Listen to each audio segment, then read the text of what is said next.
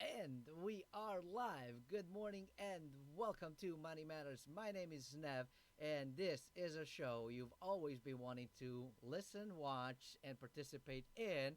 And you can do that live every single morning at 7 a.m. only on onedealaway.com. Today, we're going to be discussing quite a bit of important stuff as to what's going on with our money, with our debt, and where is all of this going, and what are some of the things that we've been expecting that are likely rolling out. One of those things is higher taxes, and we have some reports of what we could expect to be rolling out as early as, for some areas, for the United States, I would say 2021, right? So we have presidential elections coming up in United States. I think everybody knows that. So we're going to be discussing a little bit of what is the impact, potential impact on our money and as news and information that we've been able to receive. Also, what are some of the states doing when it comes to the taxation? And of course, we're going to be talking about state of California, where once one state does it, many other states that are in similar sort of line of thinking, similar dire disposition, end up doing the similar things. So we're going to be talking about those pieces. We're going to be also talking about the fact you've likely heard of the folks that are getting extra payment, extra checks, and that kind of stuff. And they're not paying rent, they're not paying mortgage, they're not paying student loans or credit cards or any of that stuff, but they are still spending money, and we have received reports of where exactly is that money being spent. We're going to be taking a bit of a look into the markets as to where we are today.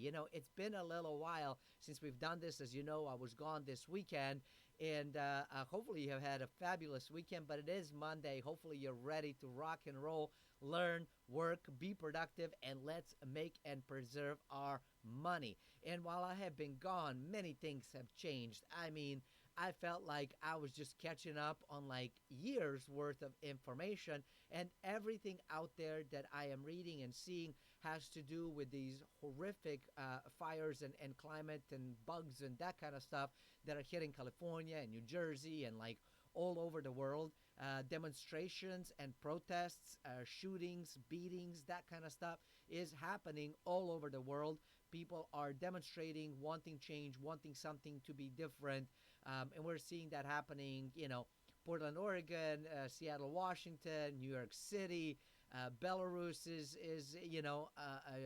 Israel. I mean, Lebanon. You name it, people are protesting, and this is a worldwide thing. And a lot of it has to do with the income inequality and just people being fed up. And so this is the part where we can expect a lot of changes to be coming our way when it comes to politics and money. And I want to discuss in this show today, how does that all impact our wealth? So let's do this.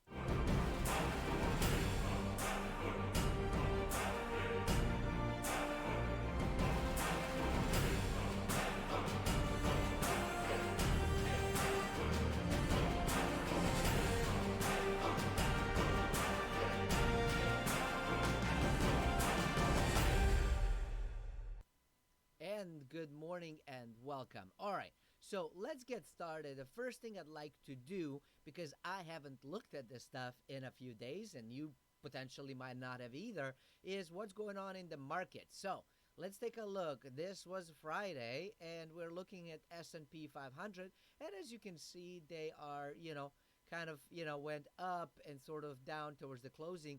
And I don't know if you have noticed, but this particular pattern in trading seems to be pretty much what's been happening over the past few days, where you kind of, sort of dump down, then you kind of go up, then up, and then it's definitely been, but overall pattern is this sort of a mountaintop or a hilltop piece.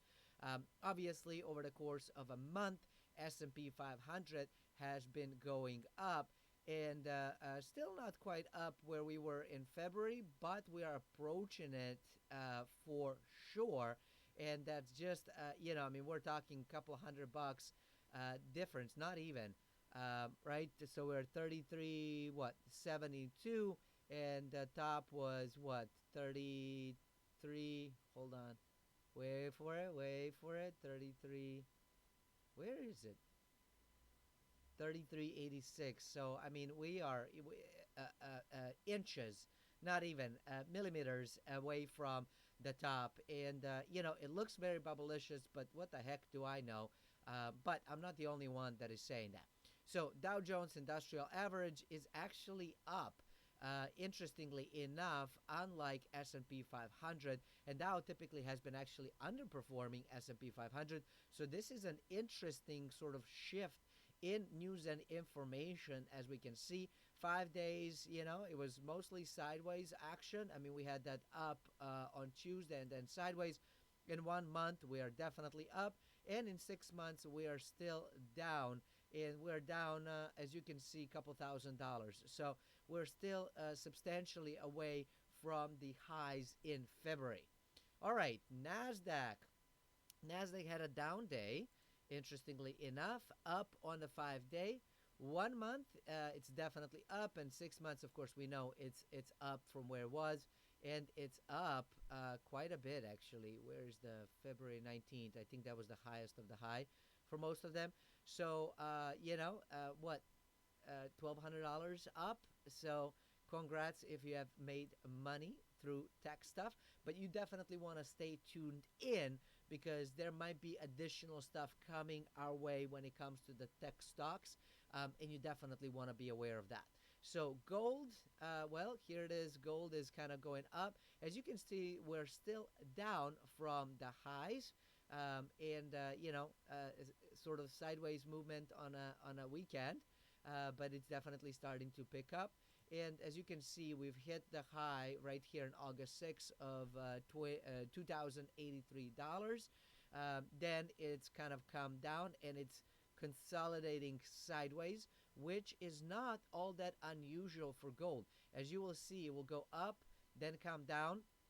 This is the March lows, of course. Then it goes up, kind of sideways, goes a little bit down, then up, sideways, a little bit down, up, sideways. So you will see that that is the pattern that is definitely repeating. So we've gone up quite a bit, sideways, down. So it should be going a little bit sideways, and then it should pick up. Again, not a financial advice. My crystal ball broke years ago. I have no clue how exactly it's going to play out. I'm just looking at the pattern of how gold operates. Another piece that I did today is I have been catching up on my reading and YouTubing and podcasting and that kind of stuff. So it was an excellent weekend. Lots of learning, lots of catching up, lots of thinking and strategizing. And so it's important to walk away for me, and I would presume the same thing is for you as well, to sometimes walk away and think through all of the pieces. And in my sort of learning and researching components, I have learned something very, very interesting about gold. And that is that it tends to typically double on its previous high in every bull market, or just about every bull market. So it doubles, and then it dumps 50%.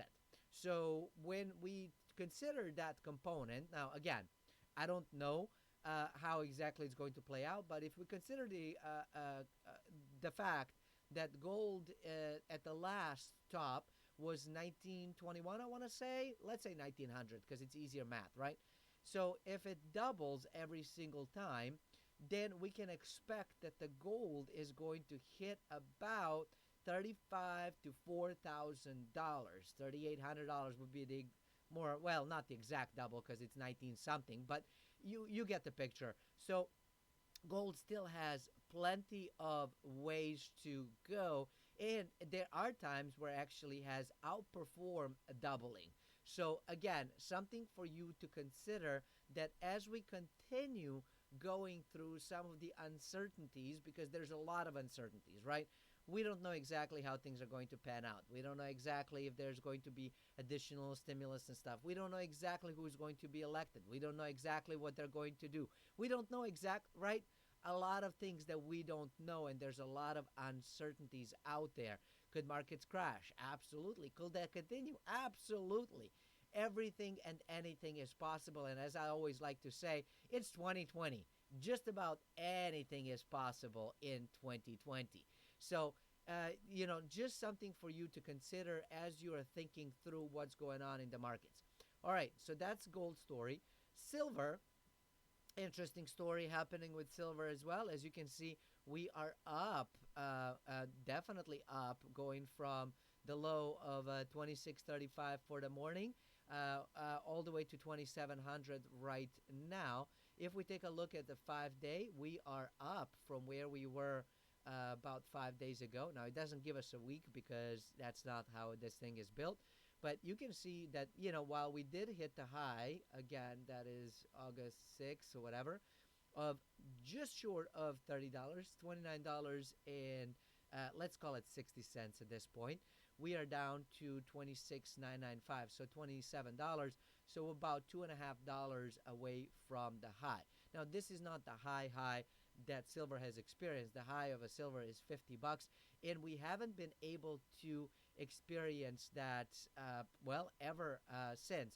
So if we consider that gold has already beat the previous high, right, and it's holding up above that previous high, even though it has come down from a current high, it's still holding the previous high, then we can consider that silver still has ways to go, which means if it was to hit the previous high, it would almost have to double. That's what makes silver a potential interesting asset to hodl, if you would. And you can see that, it's definitely been snooze market for a very long time. And here it is, that previous high of almost $50 in April of 2011. Since then, we have been kind of coming down, and as you can see, we've hit the bottom, and it looks like it's going to go on up. And again, if we were to break this, look how far we still have to go. So that's a $22 increase per ounce if we were to hit this or beat it, and it is possible. Anything is possible in today's market. Like I said, it's 2020. Todo es posible, as they say. When I was visiting Cuba, and I said, hey, could I, ride this horse without the shoes, because I had flip-flops. I wasn't prepared for horse riding.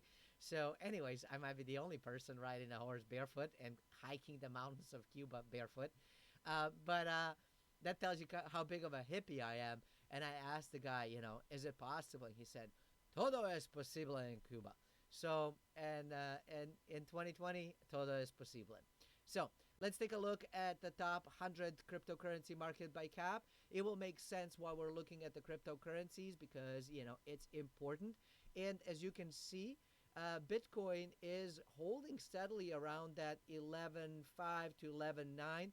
It's been flirting up and down a little bit, but today it's $11,867.86. Thank you very much. Ethereum has been holding super steadily above this $400, and it's been flirting between 415, 430, 435, 440. So it's definitely holding its value.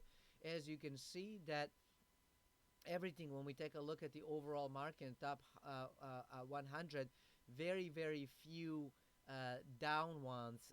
Mostly it's all in the greens. And of course, let's take a look at the sort of the top bottom, as they say. The top OMG network, 24 hours, almost 49% increase. Congrats if you're holding OMG network. My goodness, they definitely have gone up. Numeraire up 38.5%. Ocean Protocol 28.6%. Waves 20, just short of 25. Ren 24%. Tron 21%. 0x or Ox, as I like to say, 17.6.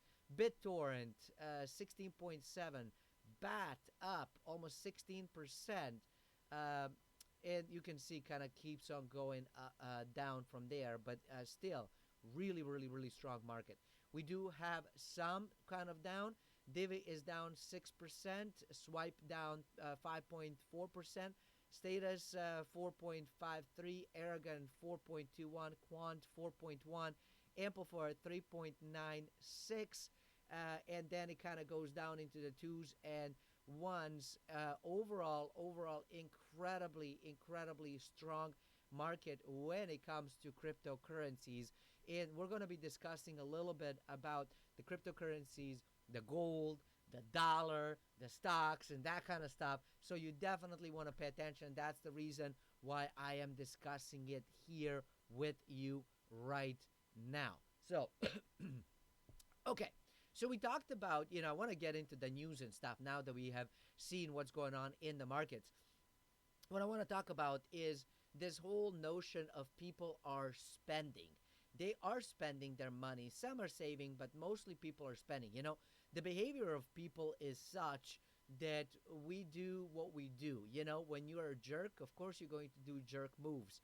When you are a saver, of course you're going to save. When you're a spender, of course you're going to spend. When you're an investor, you're going to invest. So we do what we're trained to do, and our behaviors might shift in a moment when we are highly stressed or highly scared. But when things kind of ease out and that new normal becomes the new normal, then what ends up happening is that we get folks that are, not changing their behaviors as much. You might shift in the moment when you get petrified about something, but then you kind of, you don't. Then you go back to the same old, same old. So here's what folks are doing. We do know that vast majority of people are consuming, right? Consumers, what do? Well, they consume, right? But here is where the money is going. So here we go. We have some charts to share with you. Spending was supported by stimulus money that included the extra $600 a week in federal unemployment benefits. Two-thirds of people who received unemployment insurance made more from the unemployment than from working, with about 20% of them doubling their pay. Congrats. Millions of people have entered into debt payment deferral or forbearance programs, skipped making payments on mortgages, credit cards, auto loans, student loans, loan loans, skipped making rent payments, and the money not spent on the debt rent was spent elsewhere. They might have saved a little bit. Saving rates did go up slightly, but not a whole lot. But the spending actually started and continued. So where did they spend the money is the big question. And there has been a shift on what Americans spend their money on. And overall, total retail sales in July are up 1.2% from June. And that is an interesting piece. So you can see what happened. Here's the total retails, including the bars and restaurants. We've hit the down bottom in April, right? Excuse me. Then we've kind of come up. This is May, June, and then we are up for July. And this is what happened in the last financial crisis. We went from about 380 on the high down to, I would call that what, 330? Would you agree with me? Then we've gone from there. We've definitely gone up, right? To about, I don't know, 525 down to, I don't know, 415 maybe. We're back up to about, 530 something, right? So we're definitely up. Sales at non-store retailers, mostly e-commerce sales, spiked during the lockdown and then remained about level over the past 2 months. In July, they were up 25% compared to July of last year. And here you can see what kind of happened. So here is the financial crisis, which was huge at the time, and it's nothing right now, right? I mean, it's interesting how much our perspective changes with new information and new perspective, right? When you zoom out, my gosh, things end up changing. And then we've kind of gone up. There was a little bit of the, downward slump. What was that? Like late 2018, early 2019. And look at this. Straight on up, man. Straight on up. Food and beverage stores wound up part of the 18% spike, and recent months reflect a dramatic shift from eating out and eating at work and school to eating at home. So here it is, beverage and store sales, as you can see, has gone up to eating at home, and it's kind of come down, and we're sort of like, but it's still much, much higher than what we used to do. Sales of sporting goods. This is an interesting one that I've been reading about for months now. Hobby books, music stores went wild. Uh, uh, the camping suddenly became a hot vacation option. Sales of camping gear took off. Let me tell you, I've been camping for years, and I've never seen the parks so crowded. Like, you can't find a spot. You can't escape, folks. And it makes sense, right? If you can't travel and you can't go places and you can't, right? Like, we're sort of stuck. So where do you go? You go as local as you can while still going away. So camping has definitely picked up. And another piece that is so camping gear has picked up. Bike sales have picked up, and we talked about that. I want to say in like April and May that bike sales were definitely going through the roof. Boat sales have gone up through the roof. Boats of any size, paddle boards, surfboards, any sort of outdoor activity, sport kind of thing you can think of, it has definitely been going up. So these are the pieces, and here is what happened, y'all. Here is what happened. So this is kind of how normally happens. Financial crisis, it went down. It sort of like leveled off, started to kind of go up.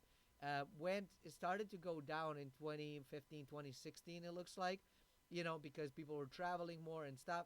Then it just took a plunge, and this is March and April, and since then, look how high that puppy went. This is June, this is July, so we're slightly down, but nonetheless, this stuff has definitely picked up.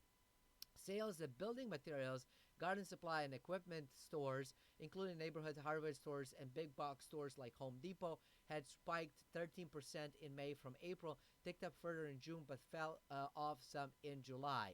And here you go. You can kind of see what's been happening. It's went down, but it's definitely picked up. And of course, it makes sense. Folks are improving, adding, you want the patio, you want the fireplace, you want the jacuzzi, you want the garage that you can work out of, the nice patio that you can work from. So definitely any sort of home improvement stuff has gone up. General merchandise stores without department stores has spiked up 14%, and then we've kind of gone down. Sales new and used auto dealers and parts stores bounced off sharply in July and were up 6% from July last year. Look at this. Sales of new auto dealers and parts stores definitely took a dive to, what is this? I mean, to like 2011 levels. And but have sharply gone up and beating all of the expectations. Sales of furniture, home furnishing stores had totally collapsed in March and April, but bounced back in May and June, and in July was essentially unchanged from June. So as you can see, this is what happened with furniture and home furnishing. I mean, this broke records, right? But then it has come up, but we haven't hit back to the all-time highs that we've had. So still down overall. Sales at department stores, not counting the online sales of department stores, have been declining relentlessly for 20 years, and you're going to see a chart. So if you're thinking of opening retail department store, don't do it. Go online. This is a way of shopping that has been completely abandoned by the Americans, and here is what's happening. If this chart doesn't tell the story, I don't know what does. And, we've obviously hit the bottom, kind of come back up, but there's a big gap still to close, and my expectation is that it will continue to go down. But then again, what the heck do I know? Restaurants and bars bounced off sharply, down 19% year over year. So here's what's going on with the bars and restaurants. And, by the way, when you look at this chart right here with the retail, right? I switched over to retail. It makes sense why so many retailers are filing for bankruptcy, and it just doesn't make sense to invest in them. Bars and restaurants have been doing pretty okay. Here is that 2008, 2009, 2010 crisis. As you can see, they mostly went flattish, and it has been going up steadily. This has come, severely down, sort of up, but, we'll see if it's going to hit the new peaks. It doesn't seem like that's going to happen anytime soon because, A, people may or may not want to sit in crowded restaurants, right? So that's one, dealing with the consumer behavior. The second component is that even if they wanted to, if the restaurant wants to open, the problem is they can't open at full capacity but their costs are at full capacity. So there's a problem, which is why we're seeing so many restaurants now file for bankruptcies and many of them permanently shutting down. Clothing and accessory stores sales remain 21% below a year ago. So here you go. This is what's happening with clothing and accessory stores. They took a nosedive. They still haven't recovered. And again, I don't think that they will. So that's an interesting one. Sales at gas stations, 16% below July last year. Now, here's an interesting piece. We've seen mostly everything go either up or down, right? It's sort of definitely have a clear trend. Gas station sales, look how erratic they are, right?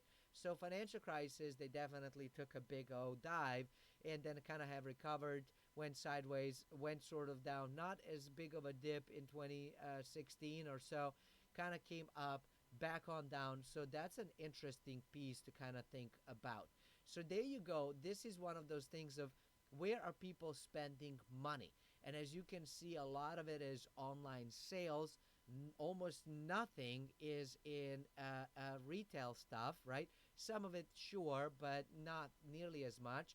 And restaurants and bars are definitely suffering, as gas station convenience stores. But of course, what is booming are the online sales.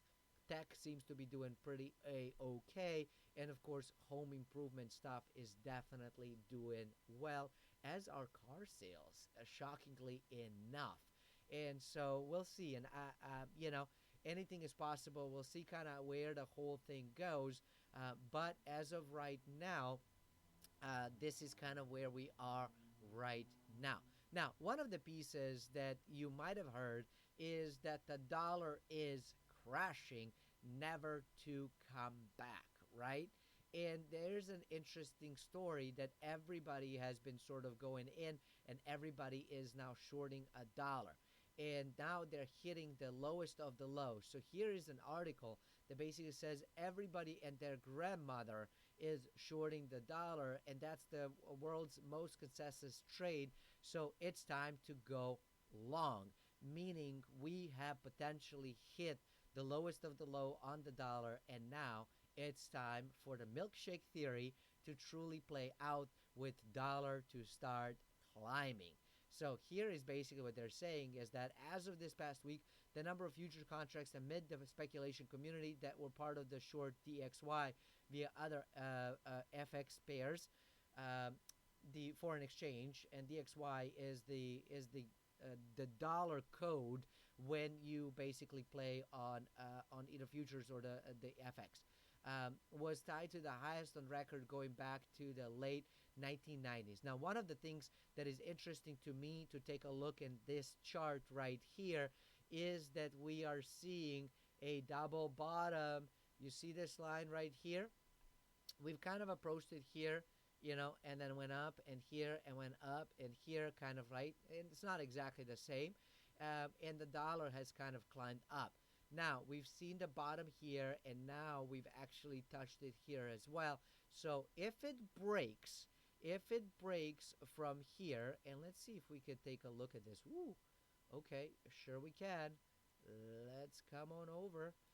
As you can see, this is no, it's not giving me much of anything. But as you can see right here, right, if it hits this bottom piece, let me go back because this is a horrible view. This is much better for the chart as a whole. We can't see the numbers, but that's okay. If it breaks below, then it's going to continue plunging down, right?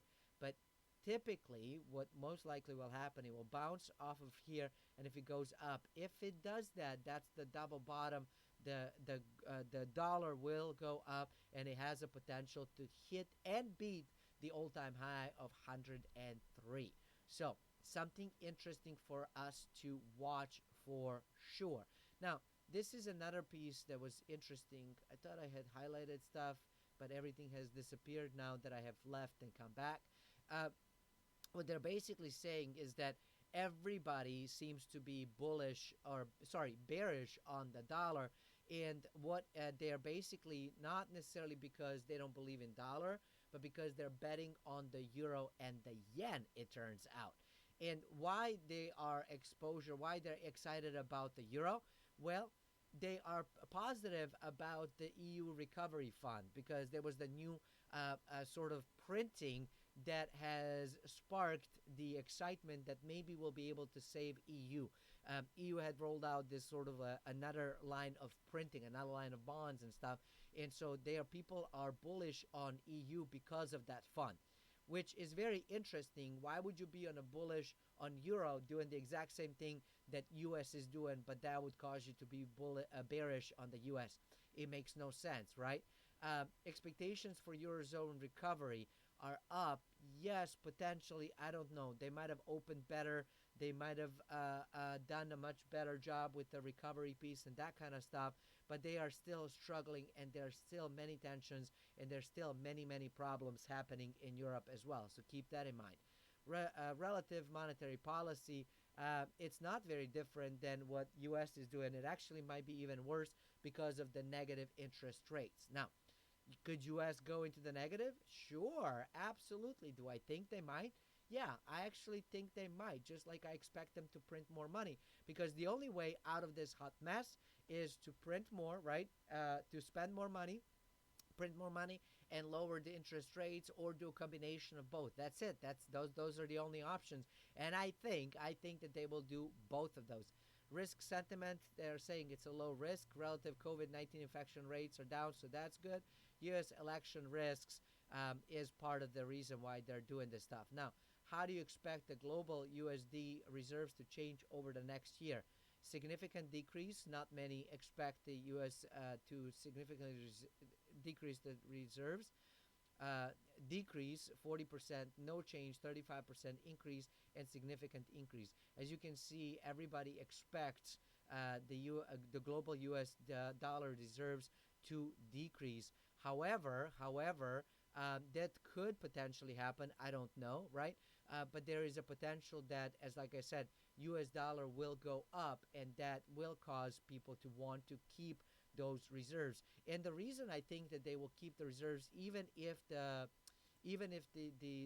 price of US dollar, the value of the US dollar doesn't increase relative to other currencies, there are still many trades, almost all trades, that are being settled in dollars. And right now, there are no other alternatives when it comes to fiat currencies. Some people say, well, maybe it could be Russian ruble. Russian ruble is not strong enough, and people don't quite trust it as much. Whether that's right or wrong, I don't know. You tell me. But that's kind of how I see it. When it comes to the China, renminbi, sure, that is another contender, maybe. But people don't trust the Chinese. I mean, their politics are extreme, and their willingness to take over the other countries, and break down on the agreements and laws and that kind of stuff, and arrest people for speaking out and that kind of stuff, that doesn't necessarily fly in today's culture and world. So many people don't really trust it. Do you? I don't. I know I don't.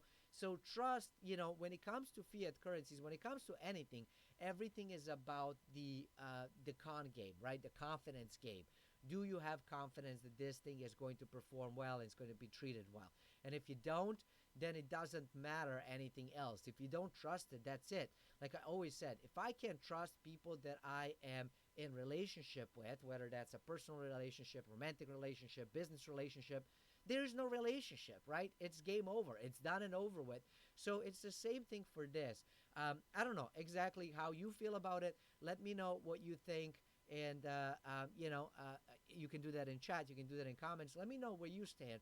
Because for me, I know I don't necessarily trust it. But here is the interesting piece that is happening right here. And this is the piece that I think we should be aware of. Bottom line, with everyone literally on Wall Street now short the dollar, as observed by either the CFTC net specs or various sell-side surveys, and with Goldman resorting to inferring the future of DXY based on recent momentum, something which every 5-year of Robinhood trading veteran can do on their own, the only possible real conclusion is that there is virtually nobody else left who can add to dollar shorts, which means that absent some unexpected socioeconomic disaster in the U.S., The only possible move for the dollar at this point is higher.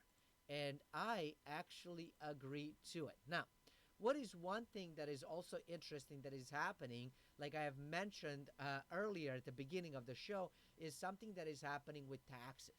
I have been expecting that taxes are going to rise. And I believe that if Joe Biden gets elected, uh, I mean, he said it himself. He's going to increase taxes, right?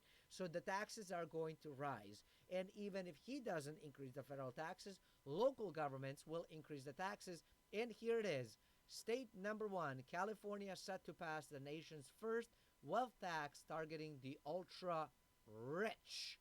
Today, when the ultra river state of California lawmakers on Thursday proposed at first in the nation state wealth tax that would hit about 30,400 California residents and raise an estimate $7.5 billion for the general fund.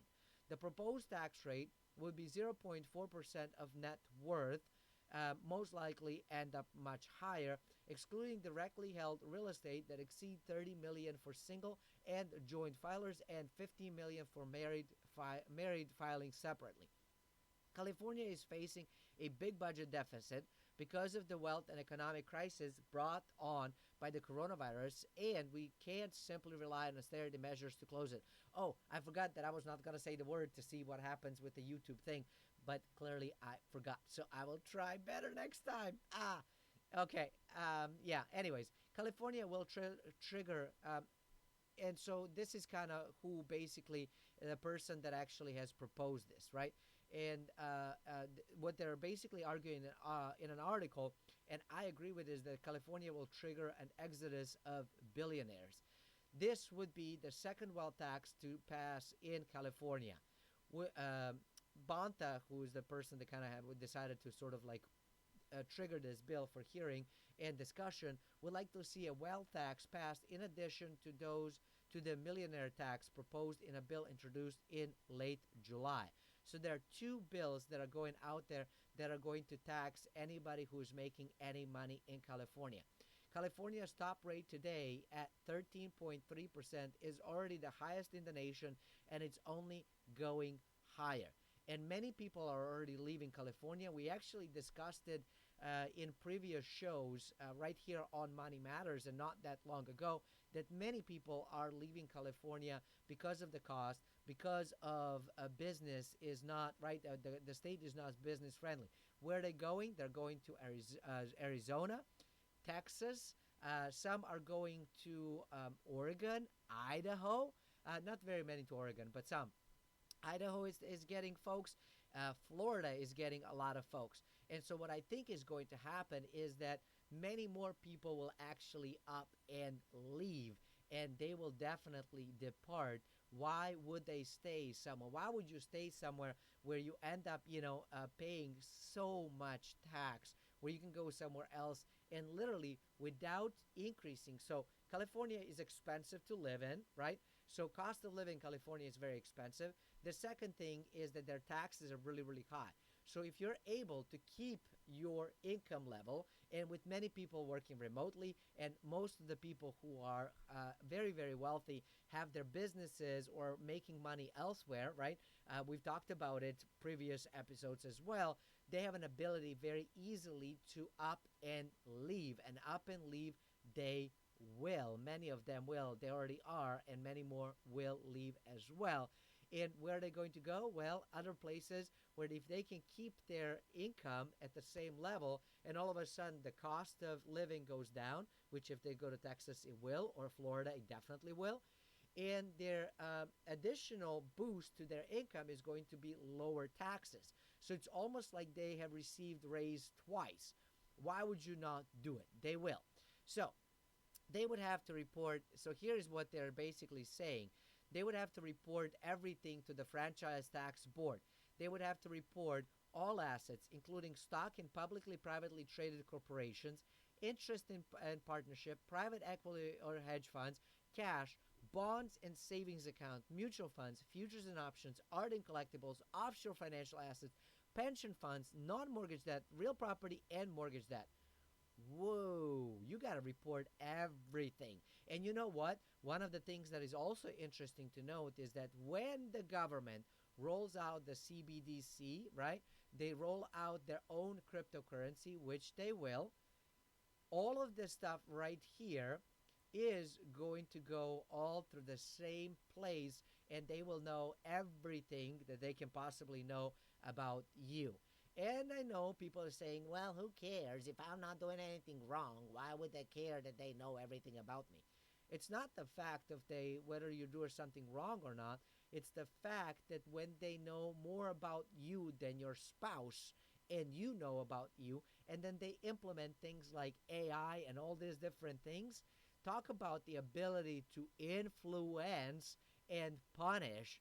That is beyond scary to me, and it makes that 1984 book or movie or story or whatever you want, however you've heard about it. If you haven't, please do. Uh, looks like basically a children's bedtime story. That is a very, very scary proposition for me, and is another reason why I'm so bullish on current cryptocurrencies, decentralized stuff, Bitcoin, that kind of stuff, because it gives us a bit more control and a bit less control to the government over our money. As you can see, I'm not big on governments. Directly held real property and mortgages and other liabilities secured by direct held real property must be reported, but would not be considered in calculating the taxpayer's worldwide net worth. Well, gee, thanks. That's because they're already paying taxes on that. Real estate would be exempt from the wealth tax because it is already subject to property tax and at a much higher rate. So, here is the case against California. So now, not only is property really expensive and the taxes are really high, then they are basically charging you way more money and are proposing to charge you even more. Then they're going to punish you if you're being very successful. And you know what? It's a disaster. It's a disaster in my personal opinion. I don't know how you feel about it. You let me know how you feel about it. But I think that all of the wealthy will leave, and what will leave is those that need. And the state is going to get themselves in more trouble than it's worth. But then again, that's just my take on it. Some New York registration are floating the idea as well. So this is going to be rolling out all over the place. But in New York, Governor Cuomo is basically saying we shouldn't be doing that. People are already leaving New York. We shouldn't be adding to that leaving. We want them to come back. So UC Berkeley economist professor said income tax is not an effective way to tax the ultra wealthy because they can avoid the income tax as long as they don't cash in their investments. Of course, I say that all the time as well, right? Because they make money elsewhere. However, if they're going to tax you on your global wealth of everything that you hold, now it's a different ball game. And now people are going to leave. And this is the part where it kind of scares me, where I'm thinking, well, wait a minute. Are they going to do that elsewhere as well, right? Like not just California or New York or, those kinds of states, but, is that going to become a global thing, federal thing for the United States? Where if Biden gets elected, is that what's going to he's going to try to pass, and is that going to pass? And while it might sound like a really, really good idea for everybody who has online businesses, which everybody should have a business online at some point. By this stage, you have learned something from Corona and are making income differently. Those people will leave. They will leave United States. They will go somewhere else. And if you thought that people renouncing their citizenship right now is up through the roof, wait for that to happen. People will up and leave and will cut the ties with US. And that is going to be a very interesting and a very, very scary proposal. But then again, what the heck do I know? California has 12% of the US population, but 17% of all US millionaires and 25% of its billionaires. In 2011, California had only 15.5% of the nation's millionaires and 21% of billionaires. The wealth tax, he said, would hit about 0.15% of California tax filers. And, here one could deduce and assume that billionaires and millionaires move to California And I would say probably not the case. Probably, I mean, some might have, but probably the case that they actually made money working in Silicon Valley, and now they're going to leave. They're going to go somewhere else. They don't need to go. Austin, Texas is Silicon Valley 2.0, and many of them are moving there, and many more will continue to move there. And with the big tech kind of existing there, you've seen also that the government is coming down and bringing the hammer on them, and they will continue to do that. And I do expect that companies like Google and Facebook, maybe even Amazon, are going to be broken down into multiple companies. Now, don't you dare weep for the owners and founders because they will only continue to make more money. If you have watched, what is it called? The Tycoons, the American Tycoons, or whatever it's called. It's a series on Amazon, consequently enough. Probably you could find it on YouTube as well. I don't know. Uh, but it tells a story of basically I think it's called the man who built the America or something like that. So it tells a story of the Carnegie and the Rockefeller and right the basically the folks that kind of started that are sort of legends, the giants that have been doing all kinds of cool things in United States. And it's a very, very powerful series. It's a documentary. And it's very, very interesting, very cool. You should watch it for sure. And but it tells a story of how basically they broken down the companies because the antitrust law came in, and it became like impossible for those big companies because they were gulping everything in their sight, and they broken them down. And at first it was like heartbreaking, but it turned out that the owners ended up making like way more money when that ended up happening. So don't you weep for them; they will do just fine. But just something for you to acknowledge and just to be aware of that this will likely happen. The state approved $9.2 billion in business tax increases in the new budget, and Sacramento politicians and special interests continue to seek income tax increase, property tax increase, a head count tax in an on-state employees, and the new annual tax on money that was left over after all the other taxes were paid. And what I believe is going to happen is that people will end up packing and leaving. And even if they can't pack, they'll just leave. And why wouldn't they? They will be silly not to. Final piece is, sorry about that, wrong button. What is going on and what is happening is that the billionaire Novogratz, Mike Novogratz, you might have heard of him, he is warning the frenzied market bubble will pop if Biden wins. Former hedge fund icon and cryptocurrency investor Michael Novogratz, a big fan of Democrats, said that the relentless rally in the stock market could end if Joe Biden wins the U.S. presidency. Electing Biden and Harris, as much as it's going to be great for the country, is not going to be great for the market. Should Democrats take control in November, Wall Street can expect higher corporate and capital gain taxes as well as increased rates for the wealthy.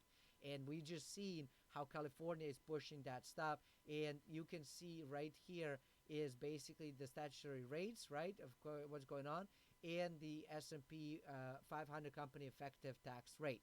So what we are going to happen, or what we can expect to happen, is that the tax rate is going to go up. Now, this potentially, if it just depends on how they're going to roll out.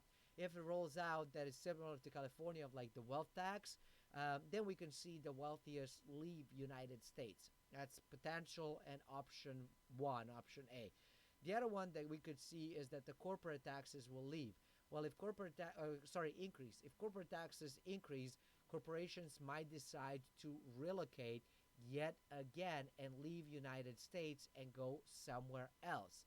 Huge problem for employment. If we increase the overall taxes on the capital gains, people will actually, all of that trading activity and all of that FOMO and all of that Robinhood, people will stop doing that stuff. So they're going to mass exodus that as well, which is going to crash the market. So however you take it, however you spin it, increasing taxes, while it sounds really sexy right now, is not going to be good for the economy. I absolutely agree with Novo, and I absolutely agree with what he's saying. And, he was basically saying, and I agree with it as well, that, this is going to then be very, very bullish for a couple of things. One of the things is going to be Bitcoin. Yes, cryptocurrencies will go through the roof. Maybe not short term when the mass exodus and everybody sells everything and market crashes and that kind of stuff. We could potentially see. So if Biden wins, we could potentially see that sell off kind of happen and market crash in a 2.0 session for the 2020, and we could see an even deeper market crash, potentially going into a full-blown depression. Like I've been saying, we're kind of in depression, but that is a high potential that that is going to happen. If that happens, Bitcoin will dump with everything else because it's been doing that. Gold will dump with everything else. So expect everything to go down basically simultaneously. And then what I expect is going to happen is that we're going to decouple from it, and then Bitcoin is going to go even higher, likely breaking the all-time high, so well above $20,000. Gold will again probably decouple and continue on rising on up, and we'll see how the dollar is going to perform. It will be very interesting because the whole my thoughts about dollar going up is mostly kind of like all things considered equal. If the income taxes, corporate taxes, capital gains taxes end up going up, well, that is going to be highly problematic. And I don't know how that is going to affect the dollar. Only we will see. We will see. I think it's going to drive it lower potentially, because if you're going to tax everybody and their grandmother for participating in a market that is crashing, you are going to lose on investors from outside of the United States who want to come and invest in US. And so we might see that piece. And of course, if you are the type of person that is celebrating higher taxes and saying, yes, those bastards should pay, please understand that those that are wealthy, those that make money, those that are entrepreneurs and investors do have many, many different options of how they can reduce the taxes. What will impact most people, and most people don't know that, are the small businesses and self-employed. So that's the one that is going to be severely impacted, basically shutting more of them down and also reducing that job creation component or prospects whatsoever. So that's one. And then two, it's also going to potentially increase your taxes. So now imagine prices of everything going up, your income going down, taxes going up. That means that you're going to be making way less money over time. So again, I'm not politically inclined. I really could care less who ends up being involved. I'm not big on politics at all. I am big on preserving my wealth and my money, and that is my politics and religion. So there you go. That's kind of where I stand. Everything is trading literally like Bitcoin in 2017 into speculative frenzy. Those frenzies bubbles normally end with policy response. Expect the Fed to be even more dovish as its next meetings, which could drive stocks even higher, push gold to 2,500 to 3,000 an ounce, and send cryptocurrencies to all-time high, especially now that it's becoming particularly clear that the Fed is working on its own digital currency. And I agree. Novogratz said that Biden and Kamala Harris would be good overall for financial firms, which is odd as it would require far higher interest rates, which in turn would lead to an even greater wipeout for tech stocks. And I am all for from the social justice component and piece. Cool. I think Biden and Harris are perfectly fine. From the financial, I don't know. I don't know about that. So he's gone way far left, and I don't know how I feel about that. So yeah, I like my money way too much to just spend it frivolously on taxes. Anyways, Bitcoin. He said he considers it better investment than gold at the moment, and about 25% of his money is tied up in cryptocurrencies. And I agree. I think Bitcoin is poised to go to the moon. And as more people jump into it, as more big time investors, small time investors, companies, and so on, start utilizing and using that as a hedge to everything that is happening, that puppy will go up. There is no question about it. New York's future. New York State, New York taxes are certainly as high as they can go, and we are seeing an outflow of human capital. Services are going to go down. It's going to be a very tough run for the city. As for those who left because of coronavirus, he expects it could be 6 months to a year after the all clear sign before many of them return. And there you go. You could actually watch this on Bloomberg Technologies, the entire interview with Mike Novogratz. So there you go. That's kind of what we have for today. A little bit longer show. My apologies for that. We had a lot to cover and catch up for the weekend. Now we're going to go into the Q&A for those watching live. For those watching on YouTube, do me a favor, smash that like button, do subscribe, and I will see you tomorrow. Until then, stay forever money blessed, and do remember, you are only one deal away.